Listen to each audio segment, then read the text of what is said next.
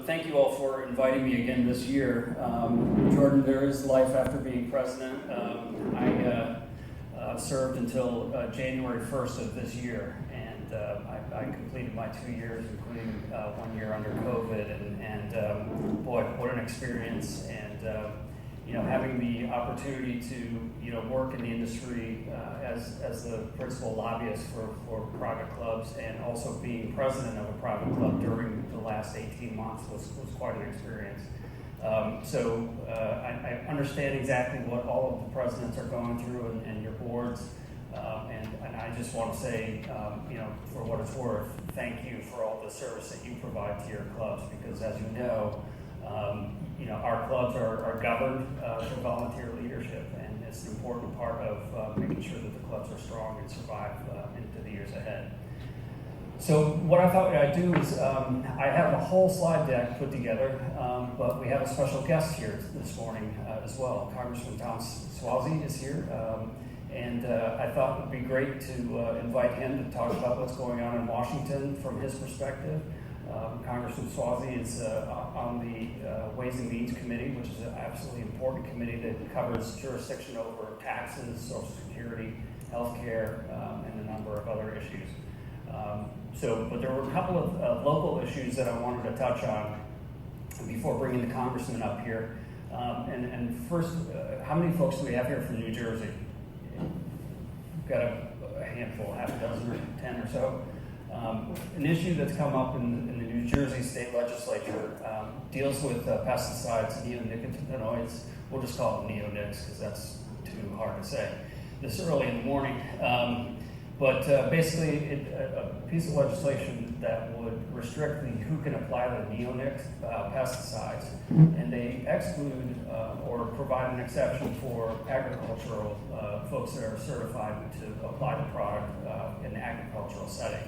But they don't include an exception for the golf setting. So what we're asking is that you contact your legislators and urge them to amend that language so that it allows golf courses to certify individuals at the golf course level to apply these pesticides.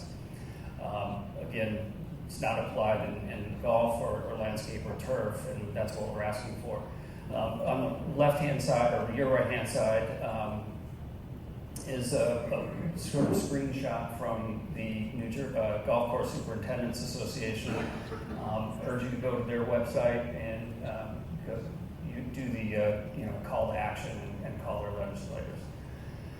Also, wanted to point out, and I found out over the weekend that this is sort of creeping into New York as well. It relates to caddies and the classification of independent contractor status. There were 2 lawsuits filed in the state of New Jersey. It's likely that there could be a lawsuit in New York fairly soon. In New Jersey, it's an interesting situation because there's the 2 cases at the 2 clubs. It's the same plaintiff at both clubs. These are class action suits. They're in the preliminary stages, so we're not sure, exactly how this is going to play out. My understanding is that the judge was assigned to, there was some issue there, and so they're reassigning it.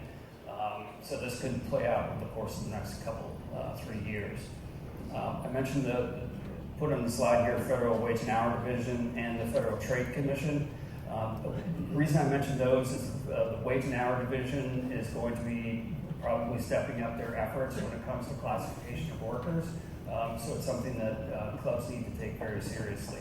On the Federal Trade Commission side, the new chair of the FTC has indicated an interest in looking at ways for gig workers to be able to unionize. And the reason the Federal Trade Commission is involved is because there's some antitrust issues involved with gig workers coming together potentially to unionize.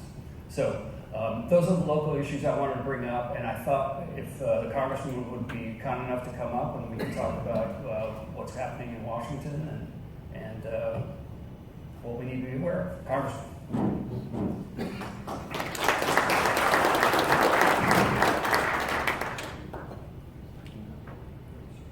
Well, Joe, thank you very much for that rousing introduction. I really appreciate that. Good morning, everybody. Now, I saw the ones from New Jersey. Who's from New York? Raise your hand. Okay. Who's from Connecticut? Who's not from New York, New Jersey, or Connecticut? What are you guys doing here? Where are you guys from? Pennsylvania, okay. So, listen, I won't take that long. Maybe I'll just make myself available for questions. I'm a golfer. I've got a 13.4 index. I haven't submitted a score for about 2 years, though. I came here this morning at Joe's invitation because I figured this is a good opportunity for me to get on a lot of different courses in the future if I call you people up to ask for a round. I'm not a member anymore. My brother's a member of Meadowbrook, but they say I play there too often, so I got to try and spread it out a little bit more. Listen, everything in Washington's very smooth. Everybody's getting along with each other. Everything's going really well. Just so you know, my background is I'm a lawyer and a CPA. I worked for Sherman Sterling and Arthur Anderson and Company. I was the mayor of my hometown for 8 years. I was the county executive in Nassau County for 8 years. Ran for governor of New York in a Democratic primary against Eliot Spitzer. Didn't turn out very well for me. I got crushed in that race. Didn't turn out very well for Eliot Spitzer either. I was in the private sector for 7 years. I worked for Lazard Frere and a law firm, and I've been in Congress for the past 5.5, 6 years. I was on Armed Services and Foreign Affairs, and now I'm on Ways and Means. There's a lot going on in the country right now, obviously. The two big things you've been hearing about the most are the infrastructure deal and the Build Back Better deal. The infrastructure deal is a $1.2 trillion deal. It's a bipartisan deal. I helped negotiate it. I'm on a group called the Problem Solvers Caucus. It's 29 Democrats and 29 Republicans. I'm the vice chairman of it. We meet every week, several times a week if you include the phone calls, and we try to find common ground. And it's not an easy thing to do in this current environment, obviously. But back in April, we went down to Maryland. We met with the governor of Maryland and some other governors from Pennsylvania and other states came down. And we had about 25 members of Congress. We had about 10 senators there. And we pretty much negotiated a $1.2 trillion deal. That is the bipartisan deal. Roads, bridges, sewer, water, mass transit, ports, airports, broadband, electric vehicle charging stations. It was voted on by the Senate in August with 19 Republican votes. All the Democrats had 19 Republicans. It was a bipartisan deal. Even Mitch McConnell voted for it. And now it's held up in the House because the margins are so thin in both the Senate. There is no margin in the Senate. It's 50-50. You have to have 60 votes often to get something done. I'm not going to go into that. But in the House, you have to have a majority, and the Democrats only have a 3-vote majority. So you have to get just about everybody to agree. If not everybody agrees, you can't get anything done. And most times when you saw big things passed in legislation throughout American history, there were margins of 20, 30, 40, 50, 60 votes. There's 3-vote margin. So people can hold things up. I'm holding it up for something I'm looking for the state and local tax deduction. For those of you in this room, you should be very happy. That's my number one issue, is to get the state and local tax deduction back for New Yorkers. It's existential to our future. So it's being the bipartisan infrastructure deal, which I'll support tomorrow, and as will many people, is being held up because the progressives in the House are saying, we don't trust you, more moderate people, especially Manchin and Sinema, that you'll support the bigger Build Back Better deal unless we hold the infrastructure deal hostage. So that's what's holding things up right now. Now the president is saying, he came to speak to us the other day. He said, listen, Putin and Xi Jinping, Russia and China, both said, we don't think democracy can survive in the current climate. We don't think because of social media and the 24-hour news cycle that you can get anything big done anymore in the United States or in other Western democracies. You can't do it in this climate. And they're banking on that. They think you can't, you saw during the pandemic where, China would build a hospital in a week. They think that they can do big things because they're authoritarian governments. They don't think we can do big things in America because we have to build consensus, and there are so many forces pulling us apart that we can't get big things done anymore. And this exercise right now of getting this $1.2 trillion infrastructure deal and what they call the reconciliation deal, it's a terrible name, but which was talked about being $3.5 trillion, the president said it's clearly going to be more around $2 trillion. It's got to be negotiated down. If we can't get these two big things done, the Russians and the Chinese would be very excited about that fact, and some others that don't want to see us accomplish things in our country. So the next, I believe, 2 weeks could go on through Thanksgiving or Christmas. I'm hoping it'll happen in the next 2 weeks. Are going to be very important for our nation for a lot of different reasons. So you got the $1.2 trillion deal over here, traditional infrastructure. The Build Back Better deal has got a lot of big components. One huge component is to finally address climate change. I've got a piece in there myself about solar panels and tax credits to encourage solar panel installation. There's other wind generation things, geothermal. There's things for electric vehicles. There's a lot of big things to try and finally address climate change. There's a child tax credit in there, which is lifted. The child tax credit that we expanded during the whole COVID relief packages lifted 50% of children out of poverty. Joe Manchin is saying, listen, if you're lifting children out of poverty, it doesn't have to be for people making up to $150,000 a year. It should be $60,000 a year to be eligible. And he wants a work requirement along with it. So that's a big fight with the progressives. There are other things like a paid family leave.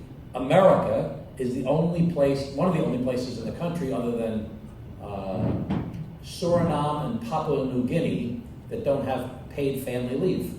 If you have a child, for you to be able to stay home, maternity leave, we're the only mature industrialized state in the world other than Suriname and Papua New Guinea. They're not mature industrialized states that don't have it.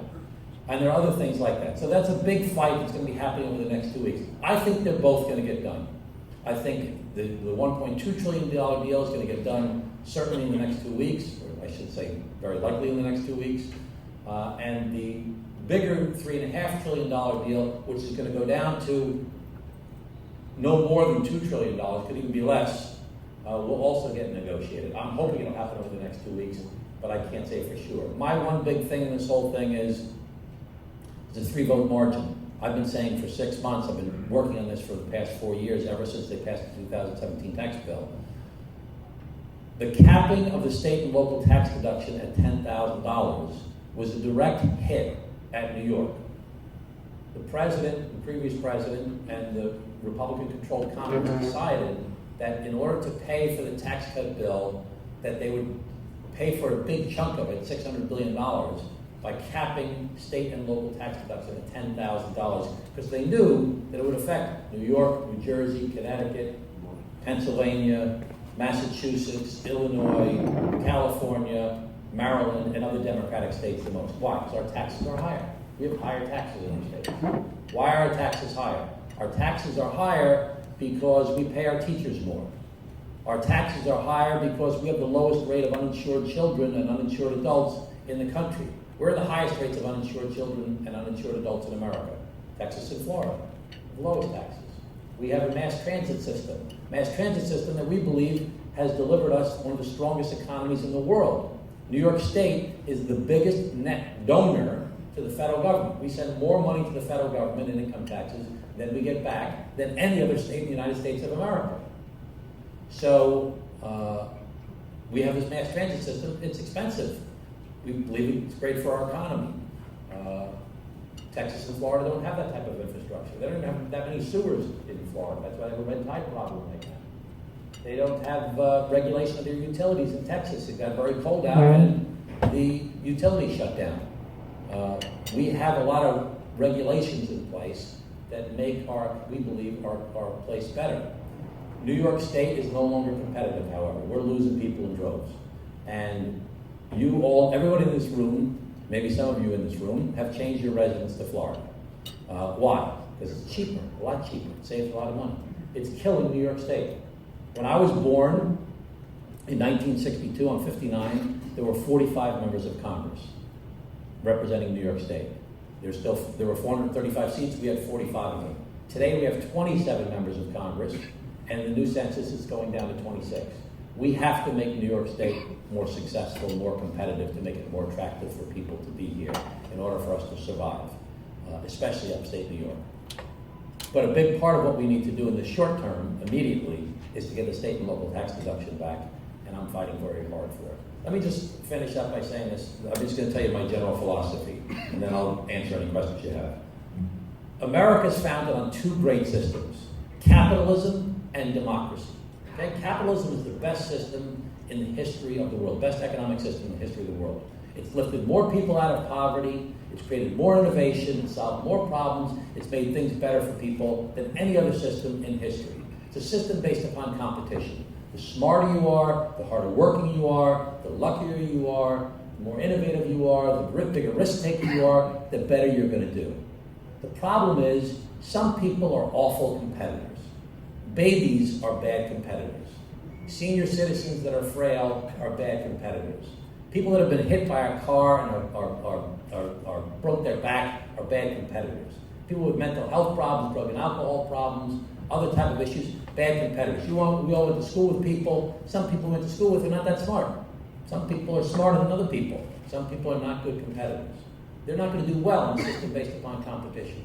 We got another system in America. It's called democracy. It says all men and women are created equal. We don't want your life to be relegated to a life of misery because you're a baby who's been born into awful circumstances. You're a senior citizen who's frail. We don't want you to be in freezing cold or eating dog food.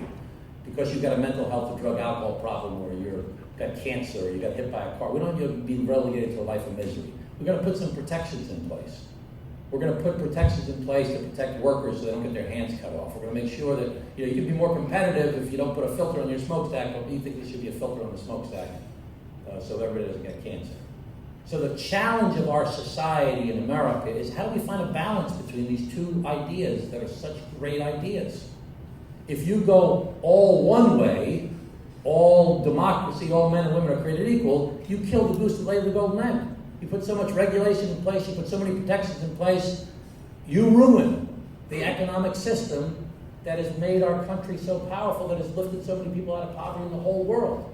If you go too much the other way, all capitalism, and you don't put any protections in place, you end up with people with miserable lives because they're awful competitors. So how do we find a balance in our society on a knife's edge between these two systems? That's the challenge of our society. You can't do that in a society that's based upon fear and anger with everybody yelling at each other. Where all the politicians are pandering to their base, the Republicans to the far right, Democrats to the far left, where most of the answers are really somewhere in the middle. Where social media, the most popular people are the extremists, far right, far left, trying to pull us apart. Where cable news, relatively new phenomenon, is selling advertising, not to America, not to the journalists to teach everybody, they're selling to a base. The most watched show on Fox News, Tucker Carlson, 4 million viewers. Same thing on MSNBC, less 3 million viewers. There's 330 million people in America. But they're selling to this small group of people to sell advertising, pulling us apart. And then worst of all, the thing we have to be most afraid of, that we should be talking about a lot more in our country, is our foreign adversaries, the Russians and the Chinese, the Iranians and North Koreans, are using our free society, and they are selling messages of civil unrest in our society. They'll take Black Lives Matter, Blue Lives Matter, and they'll make it much bigger to get us to all hate each other. They'll take, anti-Semitism, or they'll take anti-Asian hate, or they'll make it much more, they'll build it up. So they say, what the hell's happened to our country? What's going on? They want us to hate each other. They want us to be divided because they don't want us to work. They want to say that their authoritarian system works and our democracy can't work. So we have to be very conscious of the fact that there are a lot of people trying to manipulate us to get us not to work together. We need to work together. That's the only way we're going to be able to move forward. Anyway, I'll answer any questions you have, but thanks very much for inviting me this morning. Thank you so much. Thank you very much, Congressman, and I apologize for the very brief introduction. I wanted to make sure that we had enough time, but if I can just say, I first met the Congressman a couple of years ago at Meadowbrook. We had a nice conversation about some local issues here. There was a state issue. They were trying to tax the golf courses different, much higher. We got brought in a state senator. Who was there at that meeting that day? Anybody here was at that meeting? Okay. We blocked something that would have made the property taxes go up dramatically. And so golf courses. He's been a great friend to us and to clubs, particularly in New York. But I think that translates across the country. So and his work with the Problem Solvers Caucus is absolutely critical. And you know, I thought your comments toward the end about making sure that we work together is absolutely dead spot on, and something that the National Club Association, you know, since I came on board, is something that, you know, we're trying to make sure that we do, because I think in the past the NCAA has been viewed as sort of a Republican organization, and you know how it is. If you focus on one party, whether it's Democrat or Republican, it's hard to get, you know, things done. So we need to be working together and working on both sides. So really appreciate you coming this morning and talking with our group, the Metropolitan Golf Association, and all of your help with what we've been working on with the National Club Association. So we'll take a few questions. Any questions? Right. Yes. Hey, Tom, we all get it. But Just tell me where you're from. Jim Carney from Garden City. Where do you see the revenue side coming in? You know, what the consensus is? I think that the top rate will go from 37 back to 39.6. I think that the capital gains rate is not going to be more than 25%. I think they were talking about trying to do it at ordinary income. That's never going to happen. I think that the corporate rate is right now it's pegged through Ways and Means at 26.5. I think it's probably going to come down with Mansion and Cinema a little bit. I think that there's not going to be a change. You know, there's all this talk about changing step up in basis. I don't think that will happen. I know that won't happen. There's not going to be an elimination of the 1031 exchange. Is there a particular thing that you're concerned about? No, you know, you talk about the $600 billion for state and local tax, but you got to replace that revenue.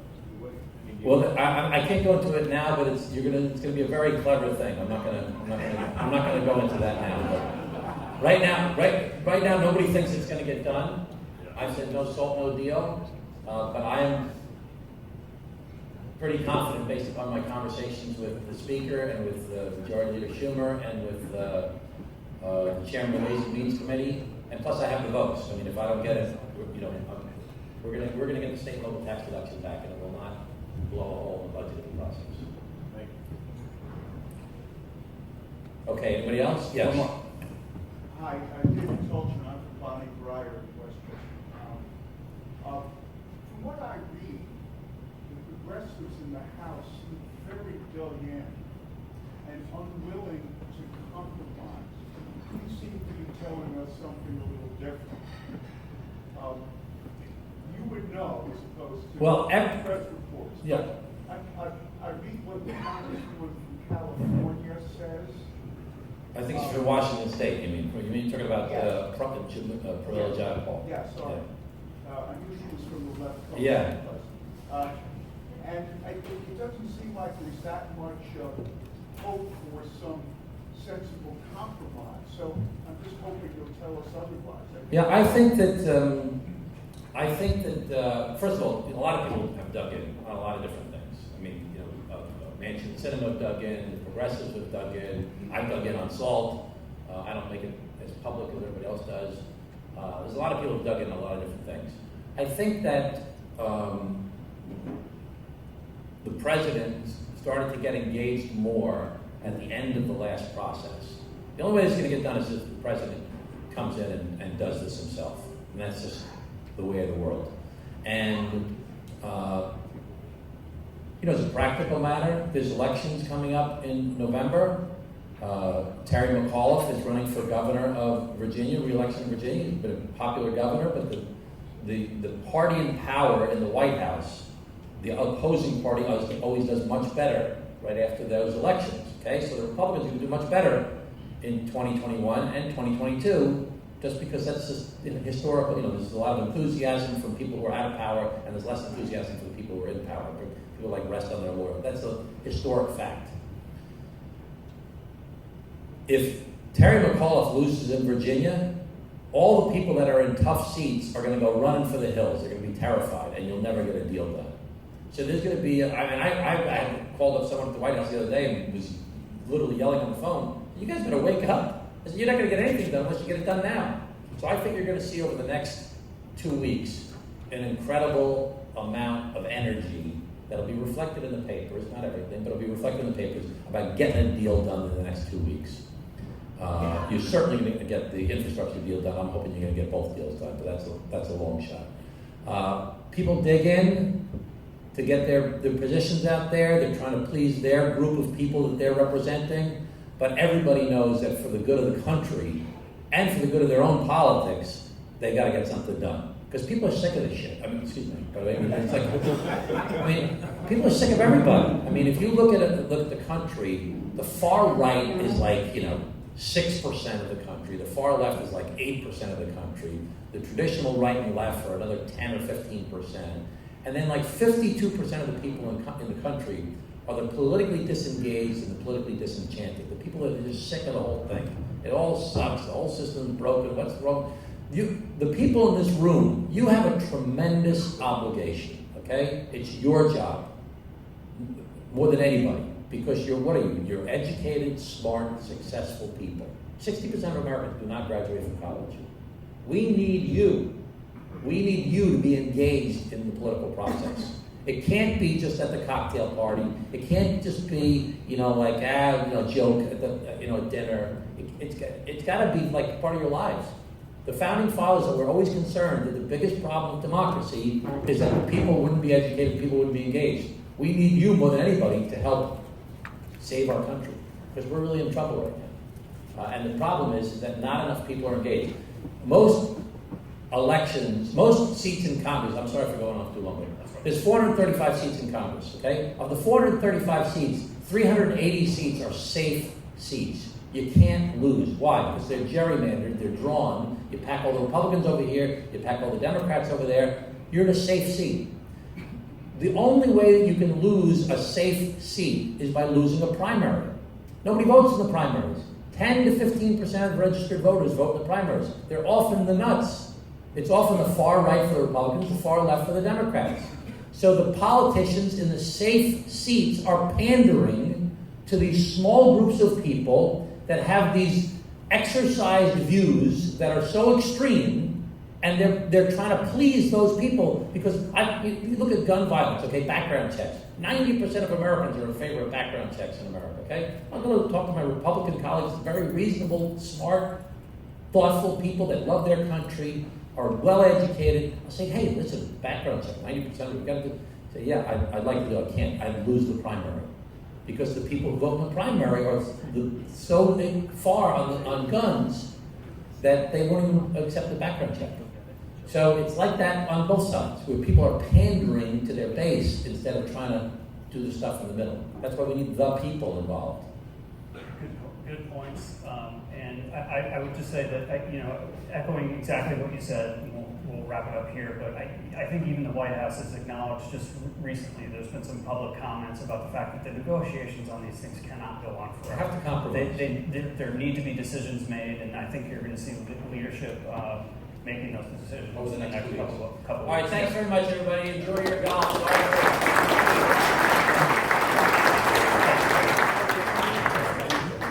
All right. Well, thank you very much, Congressman. Again, great friend to clubs and somebody that we look forward to working with in Washington whenever we have the opportunity. So with that, I'm going to turn it over to our next session.